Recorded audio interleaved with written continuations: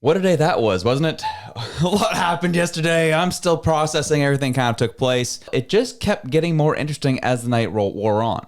Obviously, we had the Fez that was then dropped, the fall economic statement. It was kind of what we were expecting. Wasn't good news, wasn't great. But overall, there was just a couple eye-popping moments. But as the night wore on, the drama continues. As we tweeted out last night, we were anticipating doing an evening show last night. And then things just kept unfolding. We're just like, you know what? We're just going to wait and hold off on this for a second and see what happens. Because Fez drops, it literally got dropped. Karina Gold said, bye.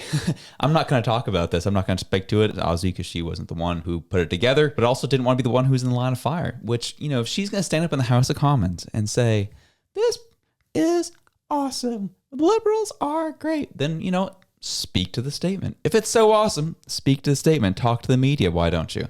But she didn't do that. And then as the night goes on, you end up finding out that when the Liberals have their caucus meeting, that as soon as Chrystia Freeland walks in, she got a standing ovation. And then on top of that, you have 20 backbenchers liberal backbenchers who are now asking Trudeau to resign again. And then to end it all off, Trudeau is gone. You had to put an APB out for that brother to know where he was at. And then all of a sudden, he shows up at a charity dinner, $1,300, $1,700 a ticket to be able to get in, to give his impassioned speech to all the people who still tolerate or love him. So we're going to get into all that today. A lot went down. So we'll start with the Fez. $62 billion if you round up, dollar deficit. $16 billion of which coming from what they would call Indigenous contingent liabilities, which essentially is they're in court over these issues with the Indigenous people over a variety of different reasons. And this is their contingent liability. If they lose those cases, they know they have to pay out this money. And so that is $16 billion worth of the deficit. And then on top of those, $5 billion of it is going to overtures and expenses incurred by the pandemic. This includes unrecovered loans, expired vaccines, therapeutics, and PPE related costs. $1.2 billion for the write-down of expired COVID-19 vaccines and medical supplies. Those are the highlighted issues to kind of go over with the Fez. One last thing too, I thought was really interesting was the projection of their deficits. Next year, it was going to get down to 43 billion. The year after that, 37. The year after that, 28. The year after that, 30. The year after that, 23. And the year after that, $18.7 billion deficit. At no point were they projecting to get to a point of surplus. Nope. Over the next 5 years, deficit, deficit, deficit, deficit, deficit. Do you remember when Trudeau ran in 2015? That there would be just 3 moderate years of deficit spending, and then they would turn things around, and the budget would balance itself. Well, indeed, here we are 9 years later, $62 billion in deficit spending in 1 year. And as we look at the projections of the next 5, we can say comfortably that the budget did not balance itself.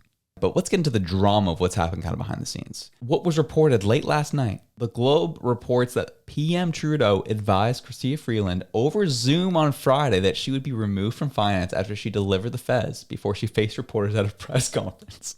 Could you imagine that? You're about to have to go face the cameras. Trudeau calls you up on Zoom, says, yeah, you're fired. And now you go talk to reporters. But yeah, we're only going to let you go after you deliver the fall economic statement. Now you can see why she just said, screw you, I'm stepping down instead. Okay, you're going to call me over Zoom and tell me I'm gone, you're ousting me as finance minister, but only after the fall economic report that you made me stick to. You brought Carney in with these terrible ideas, and I had to execute them. I had to put them out. And now you're going to put it on me, even though they were your ideas. And I had to fight you to limit the amount of spending. This would have been worse if it wasn't for me. And then you're going to oust me after I have to deliver this stupid statement to people who are definitely not going to be happy about it. See ya. You can deliver it on your own. And honestly, as we said, good for her. And as the night progressed, they had their Liberal caucus meeting. Freeland shows up, gets a standing ovation. And now you have 20 backbenchers, the Liberal Party, now demanding Trudeau step down. So there is just chaos in the House of Commons, chaos on Parliament Hill over all these issues. We put out 3 videos yesterday, which is like a record number for us on this show. It would have been 4, but we had pushed last night's video to this morning. And with all this going on, Trudeau is not to be found.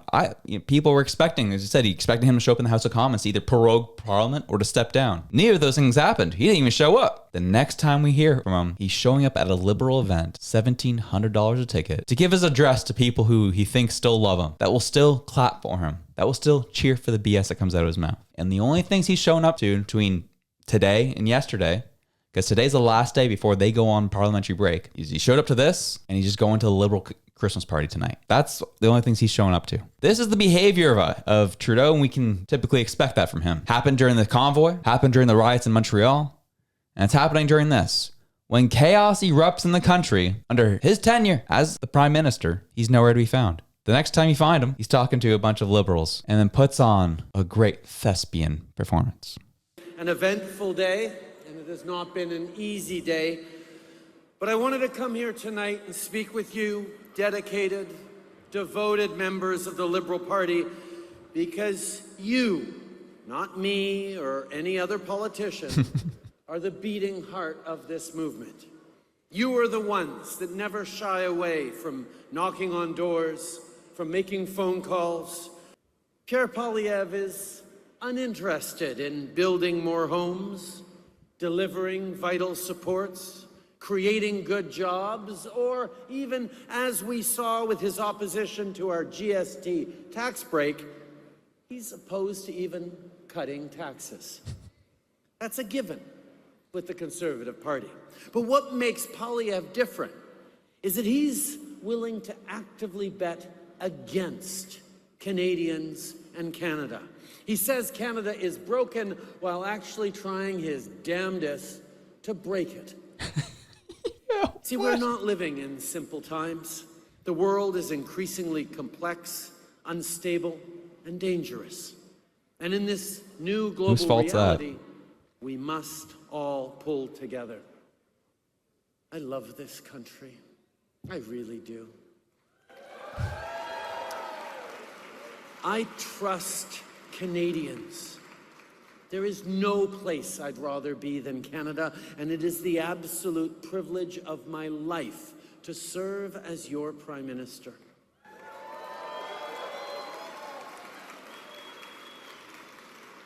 Now, Canada is the best country on earth, but it's not perfect. That's why I wake up every single day thinking about how to make this nation work better for all Canadians. That mission to consistently put in the work so that we're living up to our ideals and values, that's at the core of what makes us Liberals. And it's why you show up here, even on the toughest days, as a party. Get out. You know that the only thing that ultimately matters is fighting like hell every single day to make life better for Canadians, and that's what you do. So please, enjoy your holidays, recharge by spending some much-needed time with your loved ones, and come back ready to show Canadians we have a serious, positive vision for the future of this great country that is worth fighting for. Thank you, my friends. I look forward to spending time with all of you this evening. Well, that was a lot. A lot of lying, a lot of gaslighting. As per usual, this is what he does. Your party's in turmoil. You're in tough times right now. And all you can do is show up to an event, $1,700 a ticket, to deliver that message. Canada's not perfect. I love this country. I love Canada, even though I've done my darndest to ruin it. And then turns around, blames Pierre Poilievre, saying that he's trying to break Canada. Jasmine Lane put out a great post last night comparing that speech to that of Mussolini, to that of Joseph Stalin, to that of some of the great dictators in our history. And it all sounded very on theme from what we've heard from those gentlemen. You sacrificed for us. You worked hard for the movement. This country is great. The enemy's trying to break it. This, that, the other. As Poilievre said in the House of Commons yesterday, he's desperately trying to cling on to power, trying to figure out what is best and how to hold on for dear life. He won't go anywhere. He is not leaving, but his options are very, very limited as we speak. When John Fraser says bye, Chrystia Freeland says bye, two of your major cabinet members leave on the same day, leaving you trying to figure out and scramble, getting into a room with Dominic LeBlanc to sign some papers to make sure he can be finance minister. And it's the crazy part about all of this is the chaos we're seeing in the cabinet right now wouldn't be happening at the moment if it wasn't for one man, Donald J. Trump. If he doesn't slap and threaten 25% tariffs for the lack of focus on the border, this conversation's not happening. Freeland talked about it in her resignation letter yesterday. With this threat coming, we have to get figured out and get things focused right now. This is part of the issue that led to them fighting in that back rooms. This is what's leading to Jagmeet doing whatever Jagmeet does, crying about something. Premiers are freaking out, trying to get things sorted on their ends. This all came from Donald Trump. And then if it just stopped at the meeting in Mar-a-Lago, it probably would have been fine. But Trump has been doing what he does best. And he's been trolling Trudeau the whole time. Trump's been doing what helped him succeed in becoming president, getting under the skin of his opponent, getting under the skin of those who oppose him. And that's all he's been doing. He's been just throwing out troll posts, a couple troll posts over the past couple weeks, just to get people talking in Canada, to rile up the bases, and to throw chaos and a wrench into things. What does Donald J. Trump do after everything hits the fan yesterday? He takes a Truth Social late last night to say this. The great state of Canada is stunned as the finance minister resigns or is fired from her position by Governor Justin Trudeau. Her behavior was totally toxic and not at all conducive to making deals which are good for the very unhappy citizens of Canada. She will not be missed. Suffice to say that Trump wasn't a huge fan of Freeland. Don't worry, none of us really were. He just keeps poking the sore wound, and it's really just frustrating. You can imagine it's just frustrating Trudeau, and you can tell it's frustrating him because he goes to these. They happened last week when Trump was trolling on Truth Social, and Trudeau went out to do these speeches and started talking smack about Trump and talking smack about American voters.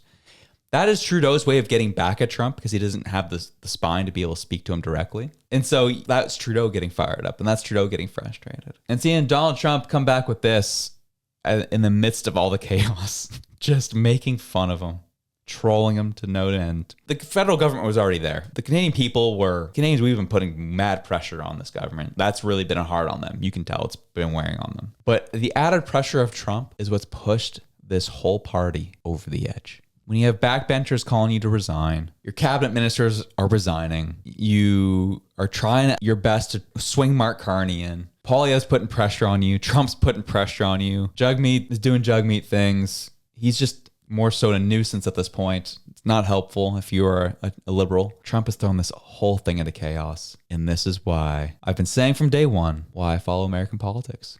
Because it has direct impacts on what happens up here. And in this case, Trump is putting the pressure necessary for Trudeau to leave. God bless America. Oh, gosh. Last but not least, this is just the nail in the coffin for it all. NDP finally talking a true non-confidence vote. It's going to be confidence votes in February and in March. Does that mean if Justin Trudeau is still the Prime Minister and leader of the Liberal Party in February and March, does all options on the table mean the NDP will vote no? Vote non-confidence in the government in those 2 months on that timeline? If we're talking the end of February and the beginning of March, and Mr. Trudeau has not stepped down, hasn't heeded that call from his own caucus, from his own cabinet, from all the opposition parties, then yes. So of course that would mean if we're coming up to a straight up non-confidence motion the end of February, early March, that's one of the tools that we have. And so there's no doubt about that. I mean, Jagmeet Singh was very, very clear. My concern, really, David, isn't just no, he wasn't. Late February, early March. It's right now. People need the supports. We need a government that actually is functional and is putting those supports into place. And we need all hands on deck in terms of the Trump tariffs, which threaten hundreds of thousands of jobs. So this idea that the Liberals can play out a drama over the course of the next few months, simply not on. And the NDP, and I think Jagmeet Singh was very clear about that. Okay, well, with respect, Mr. Julian, he kind of wasn't. He just kept saying all options are on the table, right? And, you know, there's lots of options on lots of tables. It doesn't mean they get exercised. And you say that both... Yeah, my favorite part about that is Rosemary Barton laughing behind the scenes when, Jagmeet was very clear. No, he wasn't. We have options on the table. That's all he said. That's all he said yesterday in his pressers. But it is funny. They're talking about voting non-confidence in late February, early March. They're just not even trying to hide it. Jagmeet's pension's up in February. I thought he would at least have a little bit self-respect and give it a couple months and then vote non-confidence. But this jabroni is waiting the day after he's ready for his pension. Vote non-confidence coming up. What a guy. We have a lot coming up here the rest of the day. We'll be talking about the by-election that took place in BC, and as well as some other events that have been happening across the country. We'll be talking about that with Reg here later in studio. Have yourselves a good one, and I'll see you later.